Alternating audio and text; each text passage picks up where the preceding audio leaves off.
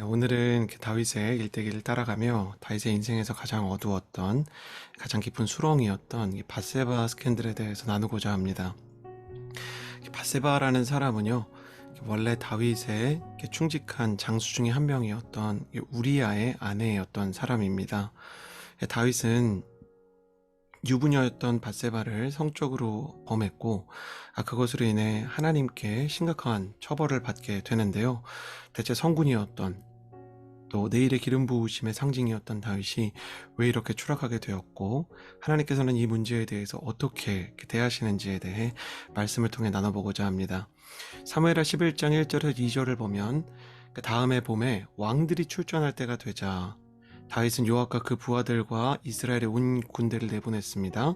그들은 암몬 자손을 치고 랍바를 포위했습니다. 그러나 다윗은 예루살렘에 남아 있었습니다. 이렇게 이야기를 합니다. 왕들이 출전할 때예요. 왕들이 전쟁터에 직접 나가서 전열을 정비하고 적들의 약점을 파악해야 되는 시기였습니다. 항상 전쟁에 선봉해서 다른 사람들의 모범이 되었던 다윗이 자신이 있어야 될 자리에 있지 않게 되었습니다. 이제 어느 날 저녁에 다윗이 출전하지 않고 왕궁에 있었기 때문에 다윗은 침대에서 일어나 왕궁 옥상을 거닐고 있었습니다. 그는 거기서 한 여인이 목욕하는 것을 보았는데 그 여인은 너무나 아름다웠습니다. 자, 다윗이 무너진 그 첫 번째 문제는 나태였습니다. 여러분 채팅창에 한번 이렇게 써보시겠어요? 나태는 유혹을 부른다. 이렇게 한번 써보시겠어요? 네, 나태는 유혹을 부릅니다. 왕들이 출전한 시기에 침대에서 잠이 들어있는 다윗, 참 그답지 않죠? 게으름이 이렇게 무섭습니다. 한참 동안 잠을 자다가 왕궁 옥상을 거니는데 저 멀리 그 집에서 그 집 옥상에서 이제 목욕을 하는 여인이 보였어요. 그리고 그 여인이 굉장히 아름다워 보였던 것이죠. 다윗이 만약에 자신이 있어야 되는 자리에, 왕들의 전쟁에 참여하는 그 전열 가운데 서 있었다면 이런 일은 애초에 일어나지 않았을 것입니다. 자, 나태함을 틈타서 유혹이 찾아오는데, 여러분 채팅창에 한 번 더 써주시겠어요? 유혹은 고난보다 훨씬 더 위협적이다. 써보시겠어요? 고난이 있고 유혹이 있죠. 뭐가 다를까요? 고난이라는 것은 피할 수 없는 유도탄 같은 화살입니다. 고난이라는 것은 내가 길을 걷고 있는데 차가 와서 나를 치는 것과 같은 것이에요. 나에게 선택의 여지가 없기 때문에 영적으로 기도하는 법이나 또 예배하는 법이 잘 탑재되어 있는 사람은 고난 앞에서 반사적으로 본능적으로 기도를 합니다. 그러나 유혹이라는 것은 내가 선택할 수 있고 피할 수 있는 화살이죠. 다윗은 자신이 죄를 지을 수도 있고 짓지 않을 수 있는 상황에서 죄를 짓는 방향으로 유혹에 무너져 버립니다. 왜 그런가? 나태했기 때문입니다. 이미 자신이 해야 되는 것을 하지 않고 있었기 때문에 자신이 해야 될 것을 하지 않고 있는 나태와 하지 말아야 될 것을 막아주는 절제가 같이 다 무너져 버린 거예요. 여러분 혹시 여러분의 인생 가운데 성실해야 되는데 성실하지 않고 해야 할 일들을 외면하고 있다면 반드시 하나님 앞에서 열정과 성실을 구하시기를 바랍니다. 여러분 채팅창에 한 번 더 써주시겠어요? 하나님 나를 성실하게 하여 주옵소서. 성실이 이렇게 중요합니다. 그리고 게으름이 이렇게 무섭습니다. 나는 여러분이 정말로 성실하고 열정적인 하나님의 사람이 되기를 바랍니다. 여기서 다윗은 조금씩 더 무너지기 시작합니다. 사무엘하 11장 3절에서 5절을 보면 다윗은 사람을 보내 그녀에 대해 알아보게 했습니다. 그 사람이 돌아와 말했습니다. 엘리암의 딸이며 햇사람 우리아의 아내인 밧세바입니다. 이제 상상 속에서 있던 유혹과 죄가 구체적으로 사람을 보내서 그 사람에 대해 알아보는 단계로 자라나게 됩니다. 다윗은 사람을 보내 같은 사람인 것 같아요. 그 여인을 데려오게 했습니다. 그때 마침 그 여인은 부정한 몸을 씻은 뒤였습니다. 여러분 다 성인들이 있는 기도회니까 조금 양해해 주십시오. 여인들이 달마다 치루는 아마 월경이 끝난 지 얼마 안 된 상태였던 거예요. 그래서 정결의식이 끝나고 이제 샤워를 하는 참이었던 것이죠. 그래서 다윗은 여인과 함께 잤고 그 후 여인은 집으로 돌아갔습니다. 다윗이 이 유부녀를 범한 다음에 처음부터 데리고 있었던 게 아니라 이 사람을 다시 집으로 돌려보냈어요. 왜냐하면 비밀로 해야 되니까요. 그런데 그 여인은 임신하게 되었고 다윗에게 자신이 임신한 사실을 알렸다고 합니다. 자, 여러분, 나태가 유혹을 불렀고요. 유혹이 중독을 불렀습니다. 채팅창에 한번 써보시겠어요? 나태는 유혹을 부르고 유혹은 중독을 낳는다. 네, 써보시겠어요? 나태는 유혹을 부르고 유혹은 중독을 낳는 것이에요. 중독은 서서히 죄악에 스며드는 것이죠. 바세바 스캔들이라고 부를 수 있을 것 같아요. 이것은 구약시대의 권력형 성범죄였습니다. 다윗은 자신의 권력과 지위를 이용해서 저항할 수 없는 여인을 품으로 끌어들여 원치 않는 성관계를 했던 것이죠. 여기서 중요한 것은 여인이 아이를 가지게 되었다는 것인데, 다시 말씀을 보면 이 여인은 부정한 몸을 막 씻은, 그러니까 사실상 임신이 불가능한 기간이었어요.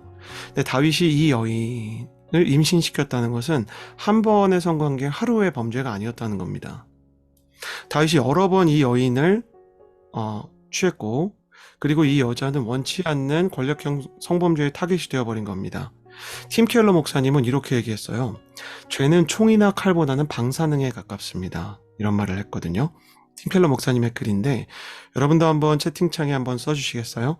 죄는 총, 칼보다 방사능에 가깝습니다. 이렇게 아래에 있는 글과 똑같이 써주시면 되겠어요? 죄라는 것은 총이나 칼처럼 자신의 영혼과 자신의 인생에 바로 구멍을 내고 바로 치명상을 입히지 않아요. 다윗은 죄를 지었지만 여전히 그는 왕이었습니다. 그쵸? 다윗은 정말 끔찍한 범죄를 저질렀지만 여전히 그가 찬양하는 능력, 그 목소리를 상실한 것도 아니었습니다. 다윗은 하나님과 사람 앞에 정말 끔찍한 죄를 저질렀지만 눈이 먼 것도 아니었어요.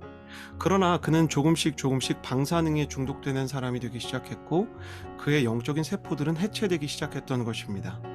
여러분, 죄가 당신에게 바로 치명적인 문제를 가져오지 않았다고 해도 내 인생에서 죄는 반드시 후유증을 낳게 됩니다. 여러분, 채팅창에 한번 써보시겠어요? 주님, 나의 잘못된 중독들을 끊어주옵소서. 주님, 나의 잘못된 중독들을 끊어주옵소서. 사실 은혜에 중독되어야 합니다. 예배에 중독되어야 합니다. 하나님의 말씀에 대한 중독과 습관을 가지고 있어야 합니다. 성품은 무엇으로 만들어지냐면 반드시 반복을 통해서 만들어집니다. 라틴어에서 정체성을 상징하는 단어, 지금 이제 영어에서는 아이덴티티가 됐죠. 여기에서 정체성이라는 단어는 실제라는 단어와 반복이라는 단어가 합쳐져 있어요. 그래서 기독교 문화권에서 만들어진 이 라틴어의 정체성이라는 단어는요, 반복된 실제라는 뜻이에요.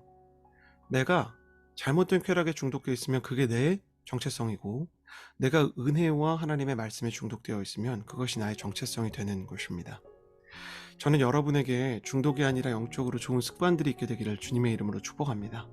하나님께서 여러분의 인생 가운데 좋은 습관, 또 선한 반복들을 허락하여 주셔서 여러분의 인생과 여러분의 마음과 또 여러분의 운명이 뒤바뀌는 아름다운 시간이 되게 되기를 바랍니다. 사무엘하 11장 13절에서 15절의 말씀입니다. 다윗은 이제 이 범죄를 은폐해야 됐어요. 당시에는 낙태 기술 같은 것이 없는 이 고대였기 때문에 다윗은 아마 할 수 있었으면 낙태를 했을 거예요. 근데 그렇게 되지 않으니까 이 밧세바가 임신한 것을 알고 남편이었던 우리야는 어디 있겠어요? 다윗이 나가지 않았던 전쟁터에 있는 거죠. 그러니까 이 우리야를 부릅니다. 다윗은 우리야를 초청해 전쟁터에서 다시 이곳으로 부른 거예요. 자신과 함께 먹고 마시며 취하게 했습니다. 그러면서 계속 이 앞절에 뭐가 나오냐면 우리야를 집으로 보내서 아내와 그 따뜻한 시간을 좀 보내라. 그러니까 은연중에 휴가를 줄 테니까 아내와 잠자리를 좀 해라. 그 아이가 자신의 아이인데 우리야의 아이로 꾸미려고 했던 거예요. 끔찍한 일이죠. 죄는 계속 자라갑니다. 그러나 그날 저녁에도 우리야는 밖으로 나가 자기 주인의 부하들 사이에서 자고, 그러니까 그냥 이 사람이 대단한 충성심을 가지고 있는 사람이에요. 그래서 우리야가 다른 분들은 고생하는데 저 혼자 여기서 따뜻하게 있을 수가 없습니다. 그러고 그냥 노숙을 했어요. 그래서 성 밖으로 나가서 자기 주인의 부하들, 다윗의 부하들 사이에서, 친위대 사이에서 자고 자기는 집에 가지 않았대요. 이튿날 그러니까 다윗이 어떻게 하냐면 최악입니다. 요압에게 편지를 써서 우리야 편에 보냈대요. 이 편지를 들고 간 사람은 우리야입니다. 쓴 사람은 다윗이고요. 들고 간 사람은 우리야고 받은 사람은 요압이에요. 요압이 편지를 이제 뜯어보는 거죠. 이게 인이 찍혀 있잖아요. 그러니까 왕의 인이 찍혀 있는 거는 함부로 뜯으면 큰일 납니다. 우리아의 충성심을 보고 이 사람이 뜯지 않을 걸 믿었어요. 그 편지에 뭐라고 써 있었냐면, 우리아를 싸움이 가장 치열한 최전선으로 내보내고 너희는 뒤로 물러가 그가 맞아 죽게 하여라. 청부살인입니다. 청부살인. 처음에는 한 번의 일탈이었는데 반복된 성범죄가 되었고요. 한 번의 일탈도 아니죠. 그것도 권력형 성범죄인데 반복된 범죄가 됐고, 그것을 은폐하기 위해서 남편을 전쟁터에서 불러들였지만 그는 나태함이나 유혹에 굴하지 않는 사람이었던 거예요. 왕이시여 너무 감사합니다. 왕을 위해 오히려 더 충성을 다하겠습니다. 막 다윗을 사랑해요. 그러니까 그 충성심을 보고 내가 편지를 주면 이 사람이 뜯지 않을 거다 믿고 그 충성심을 이용해서 그를 청부살인하는 다윗. 제가 볼 때 이 모습은 과거에 어제의 부르심으로 추락했던 사울보다 훨씬 더 악합니다. 어떻게 이런 일을 할 수가 있을까? 오늘 우리는 여기에서 굉장히 중요한 또 죄의 속성들을 배우게 됩니다. 은폐, 죄악을 키우는 거예요. 자, 처음부터 우리 쭉 찾아가 봅시다. 채팅창에 천천히 한번 써볼까요? 나태는 유혹을 부르고, 유혹은 중독이 되어가고, 중독된 자는 은폐하려 한다. 나태는 유혹을 부르고요. 유혹은 중독이 되어가고, 중독된 자는 반드시 자신의 중독을, 그 죄악에 은폐된 자신의 더러운 마음들을 숨기려고 하는 것이죠. 제가 그 이빨이 썩었을 때 전에 말씀드린 적이 있는데 치과에 갔더니 너무너무 아픕니다. 그래서 목사님 왜 이제 오셨어요? 그래서 제가 사실 아플 때 타이레놀을 먹고 버텼습니다. 그때 의사 선생님이 두 마디를 하셨다고 제가 말씀을 드렸어요. 목사님, 진통제는 치료제가 아닙니다. 첫 번째였고요. 두 번째, 목사님, 큰 병의 원인은 언제나 하나입니다. 방치하는 것. 여러분, 여러분의 영혼에 하나님께서 치지 않았기 때문에 반복되는 죄에 중독이 있지 않습니까? 그리고 심지어 그 중독을 은폐하려는 마음이 있지 않습니까? 은폐는 죄악을 키웁니다. 방치가 큰 병을 만드는 것처럼 내 인생에서 은폐된 죄악은 반드시 하나님의 심판을 부르기 시작하는 것이죠. 자, 다윗의 죄는 심지어 여기서도 끝나지 않습니다. 사무엘하의 말씀을 계속 따라가면 다윗은 이 기간 동안 이 죄를 짓고 이렇게 우리아가 죽는 동안 이제 어떤 일을 하냐면, 이제 우리아의 아내가 미망인이 됐잖아요. 남편이 전쟁터에서 죽었잖아요. 밧세바에게도 아마 숨겼겠죠. 이 밧세바를, 미망인을 자신의 부인들 안에 들어오게 하고 이 여자를 자신의 아내로 만들어요. 그러면서 그렇게 포장을 했겠죠. 아, 왕께서 전사자의 아내를 거두어서 이 여인이 행복하게 살 수 있도록 도와주신다. 물론 현대의 상식으로는 이해가 안 가지만 당신의 고대 사회에서는 여인의 이제 경제적인 그 활동에 늘 제약이 있었기 때문에 항상 남편이 필요한 시간이었거든요. 항상 모든 구약의 그 역사적인 흐름들 속에는 왕정 시대도 그러하듯이 역사적인 한계들이 있어요. 그래서 이 여인을 누군가는 거두어 줘야 되는데 다윗이 직접 거두니까 왕께서는 왕을 위해 싸우는 전사들을 이토록 사랑해 주신다라는 이제 포장이 됐던 거예요. 여기서 중요한 게 있는데, 밧세바가 아이를 거의 낳을 때까지, 보통 여인이 한 9개월 동안 임신을 하니까 밧세바의 임신부터 출산까지의 기간 동안 다윗은 철저하게 거짓으로 일관합니다. 자, 채팅이 좀 길어지지만 한번 써보시겠어요? 나태는 유혹을 부르고, 유혹은 중독이 되고, 중독된 자는 은폐하려 하다 거짓의 사람이 된다. 빨리 쓰시네요. 나태는 유혹을 부르고 유혹은 중독이 되고, 중독된 자는 은폐하려 하다 거짓의 사람이 된다. 거짓의 아비인 사단을 닮아가기 시작해. 모든 게 다 거짓이에요. 그의 감정과 사람들의 평가까지. 저는 진짜 가장 끔찍한 게 이거예요. 여러분, 이 기간에 다윗은 이스라엘의 찬양 인도자 아닙니까? 그 찬양 인도 안 했을까요?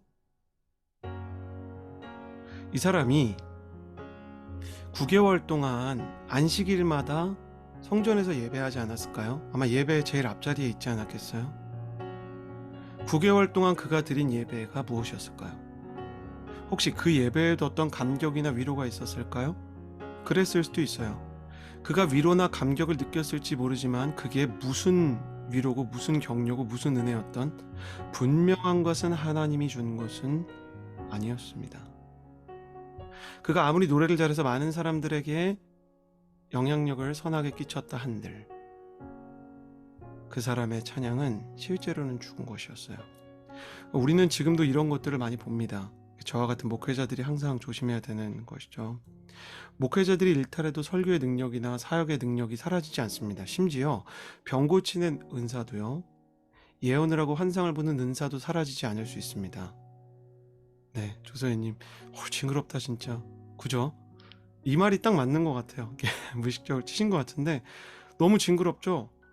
근데 다윗을 우리가 정죄하기 위해서 이 기도를 하는 게 아니라고 생각해 보면 사실 우리가 주님 앞에서 징그러울 때가 얼마나 또 많은지 제 스스로를 볼 때도 그렇습니다. 여러분, 노래를 잘하는 가수가 하나님을 또 신실하게 믿는 크리스천 싱어라고 생각을 해봅시다. 이 사람이 하나님 떠난다고 노래하는 능력이 갑자기 사라지지 않습니다. 여러분 그렇잖아요? 수많은 그 정치가들과 수많은 유명인들이 성적인 혹은 마약과 같은 스캔들에 무너져 쓰러지는 모습을 보지만 그들이 그것을 한다 그래도 갑자기 그들의 능력이 사라지는 것은 아니에요. 왜 그럴까요? 하나님은 왜 9개월 동안 다윗에게 어떠한 심판도 내리지 않았던 걸까요? 하나님은 하나님의 사람이 스스로 자수하고 돌아올 수 있는 기회를 항상 남겨주십니다. 여러분 채팅창에 써주시겠어요? 하나님의 침묵은 회개를 향한 초청장이다. 하나님께서 가려주세요. 모르게 하세요. 하나님께서 그 사람이 잘못하고 있는 것, 알려지면 안 되는 것을 하나님께서 덮어주세요. 그것은 용서가 아닙니다. 하나님께서 내 죄를 용서하신 걸까? 절대로 아니에요. 하나님께서는 내 죄를 기억하고 계시지만 스스로 회개할 수 있는 기회를 주시는 거죠. 사실 우리의 인생이 그러합니다. 하나님께서는 누구든지 선악과를 먹으면 죽을 거라고 말씀하셨지만 실제로 우리는 단숨에 죽지 않았어요. 아담도 단숨에 죽지 않았죠. 심판을 유예하시는 집행유예의 기간을 주셔서 우리의 생애를 통해 예수 그리스도를 의지하고 그로 인해 구원을 얻을 수 있는 기회를 주시는 거예요. 마치 광야에서 불뱀에 물린 이스라엘 백성에게 놋뱀을 들어서 볼 수 있는 시간을 남겨주신 것처럼요. 우리 인생에 죄 때문에 찾아오는 영적인 침체가 얼마나 많은지 모릅니다. 아마도 많은 경우 사실 다윗은 은혜와 감격이 아니라 시편 51편을 보면 다윗이 이렇게 고백하거든요. 밧세바를 범한 사건을 돌아보며 나를 주님 앞에서 멀리하지 마시고 주의 성령을 거두지 마옵소서. 그 구원의 기쁨을 다시 회복시켜 주시고 정직한 심령을 내 안에 새롭게 하소서. 그는 구원의 기쁨을 상실했어요. 예배의 감격을 상실했어요. 수많은 청년들이 내가 영적인 상태가 좋지 않다고 얘기하고 영적으로 예배가 침체를 겪고 있다고 이야기합니다. 그때 우리가 돌아봐야 하는 것이 무엇인가? 내가 나태로 유혹을 부르지 않았는가? 그리고 그 유혹에 넘어져서 내가 정말 중독에 스며들지 않았는가? 그 중독을 넘어서 내가 그 중독을 은폐한 상태로 뻔뻔하게 다윗처럼 예배를 드리고 있지 않은가? 그 은폐가 많아져서 거짓의 사람이 되지 않았는가? 이 거짓의 최악은 뭐냐면 자기 자신까지 속아버렸다는 거예요. 스카펙 박사의 거짓의 사람들이라는 책을 보면 귀신 들린 사람들이 나오는데 귀신 들린 사람의 특징이 이것이에요. 자기 자신을 속여서 자기가 뭘 잘못했는지 뭐가 문제였는지를 다 없애버리는 거죠. 영적 침체의 원인이 무엇일까? 주님 앞에서 정말로 물어봐야 되는 시간이 돌아오고 있었다는 것입니다. 그럼 하나님께서는 이제 어떻게 하시는가? 드디어 수술의 칼을 드십니다. 하나님께서 이제 선지자 그 친구였던 나단을 보내십니다. 주한우 전사님이 이제 설교하셨던 다윗을 축복했던 선지자 나단, 이 사람이 와서 이번에는 축복이 아니라 하나님의 심판의 메시지를 전하죠. 네가 어떻게 여호와의 말씀을 무시하고 여호와의 보시기에 악한 일을 했느냐? 내가 햇사람 우리아를 칼로 쓰러뜨리고 그 아내를 네 것으로 만들지 않았느냐? 너는 그를 암몬 사람의 칼에 맞아서 죽게 했다. 그러니 그 칼이 내 집에서 결코 떠나지 않을 것이다. 이는 네가 나를 업신여기고 햇사람 우리아의 아내를 내 것으로 만들었기 때문이다. 하나님의 심판은 폭로로 시작됩니다. 영적인 지도자들이 이렇게 배우는 진리 중에 하나는 하나님이 이렇게 덮어주시고 모른 척하고 하시다가 어느 순간에 하나님의 폭로가 시작되는 거죠. 하나님의 심판은 반드시 명예와 자존감의 추락과 함께 옵니다. 하나님이 어떤 사람을 정말 치시겠다. 이 사람을 너무 사랑하기 때문에 내가 한때 정말 사랑했던 사람이지만 정말 다른 사람들에게 이웃에게 하지 말아야 될 일을 했다. 그러면 그 사람의 자존감과 명예를 완전히 박살을 내십니다. 나단이 찾아와서 모든 구중 궁궐에 있는 대신들 앞에서 다윗이 한 일을 폭로하는데 사람들은 몰랐어요. 그런데 나단은 알고 있었습니다. 하나님의 계시를 받아서 목숨을 걸고 햇사람 우리아를 칼로 쓰러뜨리고 그 아내를 네 것으로 만들고 청부살인을 해서 암몬 사람의 칼에 맞아 죽게 했다, 이렇게 얘기를 합니다. 자, 하나님의 폭로전이 시작돼서 나단이 찾아온 날 모든 것이 드러났습니다. 앞서 말씀하신 것처럼 가려주실 때 돌아와야 합니다. 이 심판은 폭로로 끝나지 않았습니다. 사무엘하 12장 15절에서 18절. 나단이 집으로 간 뒤 여호와께서 우리아의 아내가 다윗에게 낳아준 아이를 치시자 그 아이가 병이 들었습니다. 이게 시작입니다. 다윗은 아이를 위해 하나님께 간절히 기도했습니다. 그는 금식하고 집으로 들어가서 땅바닥에 엎드려 밤을 지새웠습니다. 집안의 노인들이 그 옆에 서서 일어나기를 권했지만 다윗은 그 말을 듣지 않고 그들과 함께 먹지도 않았습니다. 7일째 되던 날 아이가 죽었습니다. 범죄를 통해서 생긴 아이였지만 다윗은 아이를 사랑했던 것 같아요. 하나님께서는 이 아이를 치시는 것으로 재앙을 시작하십니다. 하나님께서 만드신 생명이기 때문에 하나님께서 가져가실 수 있죠. 인간의 눈에서 볼 땐 잔인하지만 하나님은 생명의 창조자이시기 때문에 내가 맞는 것을 내가 취한다. 다윗의 심판을 위해서 이 아이를 가져가기 시작하셨어요. 폭로로 시작된 심판은 재앙으로 나아가기 시작합니다. 여러분, 우리가 정말 잊지 말아야 되는 것은 이 메시지가 이렇게 기쁘지 않은 것은 압니다. 그러나 중요합니다. 우리 영혼과 우리의 인생에 중요한 방탄조끼가 되기 때문에 기억해 주십시오. 여러분, 채팅창에 써주시겠어요? 죄에는 대가가 있다. 써보시겠어요? 여러분, 죄에는 대가가 있어요. 대가를 치르게 된 것이죠. 아이의 죽음 이후에는요, 다윗이 원래 낳아두었던, 정상적으로 정당하게 낳아두었던 아이들 안에 있었던 그 죄악, 하나님께서 막아주시던, 다윗과 성정이 달랐던, 사실 그 아이들의 마음속에 도사리고 있었던 그 죄들이 폭발해서 자녀들끼리 전쟁을 하고 겁탈을 하고 서로를 잡아 죽이는 일이 일어나게 됩니다. 다윗은 너무나 끔찍한 이 일에 치를 떨게 되고요.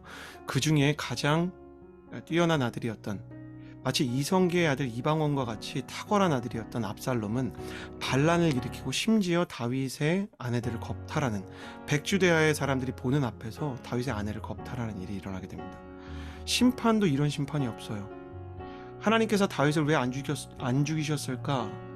다윗이 하나님께 회개했기 때문이지만 하나님께서 심판을 하실 때 차라리 죽는 게 낫다 싶을 정도로 심판을 하신 것도 있습니다.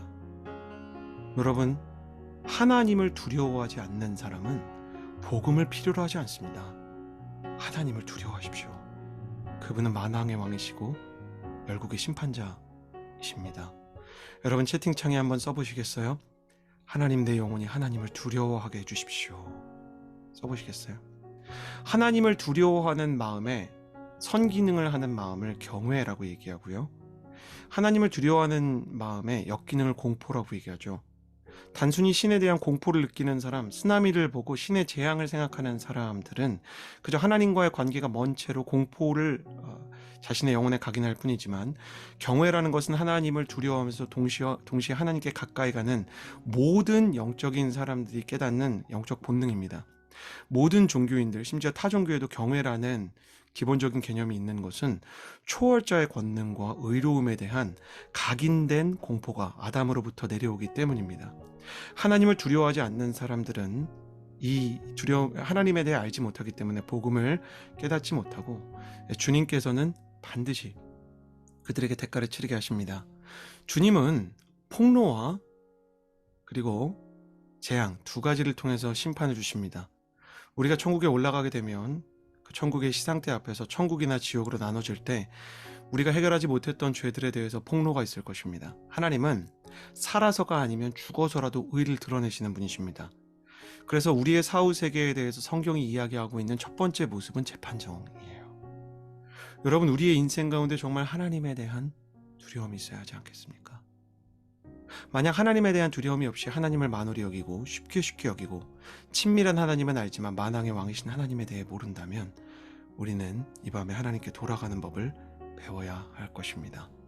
이렇게 다윗은 무너지게 되었습니다. 여러분, 이 모습을 보면서 얼마나 끔찍하다고 생각이 되십니까? 여러분, 여러분의 인생 가운데 이런 일이 일어나지 않을 것이라고 말할 수 있겠습니까? 다윗은 분명 하나님 앞에 회개했습니다. 나단이 그 예언을 하는 동안 그의 목을 베거나 언론을 탄압하거나 종교를 탄압하지 않고 그는 하나님 앞에 왕좌에서 내려와 무릎 꿇은 대가로 다시 회복은 하게 되었습니다. 그러나 기억하십시오.